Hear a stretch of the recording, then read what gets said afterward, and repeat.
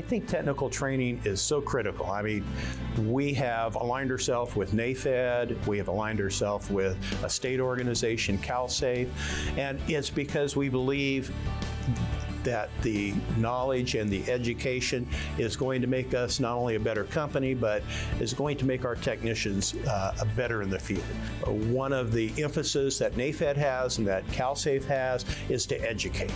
And so I've been involved in leadership of both associations, and I think that that commitment to educate is so critical. The technical, the being able to learn more about the job you're doing and how it relates to the life safety equipment you're working on.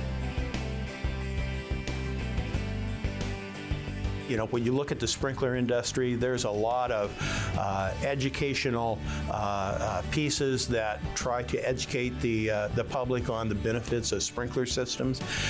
We haven't done, as an industry, quite as effective of a job. And I think that locally, when we service extinguishers, we encourage our technicians to be sure to talk about training.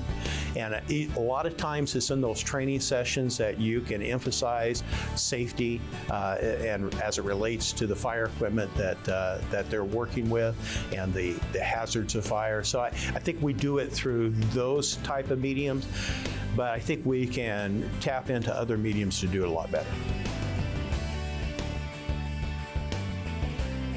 Any generational change is going to shape differently. My generation is different than the generation that of the company I came into, and I can see vast differences between both the way the companies run and the business that we do has changed from that generation to my generation. And so when this next generation, the millennials, come up, you know, they have a very different outlook on work and life and jobs. So I think that it remains to be seen. I mean, it's going to happen. They're going to be the generation that, you know, succeeds us. So I think that they have some interesting ideas, and I think if they can be able to put those into a business context, I think they'll do great at it. There's a lot of things you can go over, but I think what I settled on was we did a campaign a few years ago within the company, and we called it the CARE Year. And we used CARE as an acronym. And so, you know, the C was for customers, it's customer service, which is always first. I was thinking about it, and I think I would put A for aptitude. You know, for a good fire extinguisher service tech, they have to have an aptitude, not only physically to do the work, but they have to have an aptitude to really comprehend why they're doing it, the regulations and the different aspects of the fire business.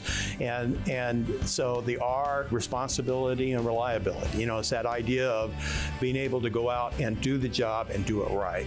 And then if I come to the E, educatable. And it's the idea that they're not only able to learn as they are taught, but they have actually a desire to learn more. And we have a lot of employees that I would characterize in that fashion. They want to learn more. They want to learn why they're doing what they're doing. So if I were to wrap it up, I'd say a CARE employee.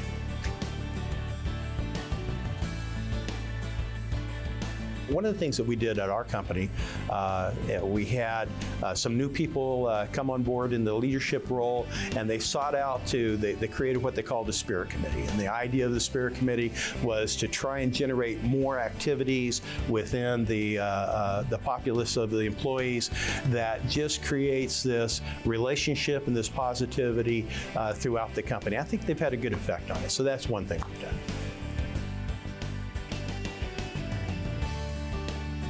It is a problem we all have across the country, finding talent.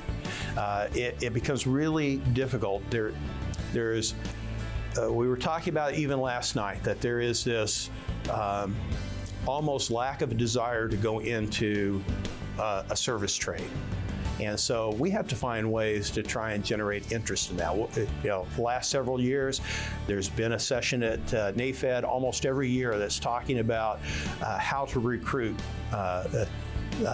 people to be able to do the job. So I think we just need to learn more how to do that. I don't think we have the most effective method right now.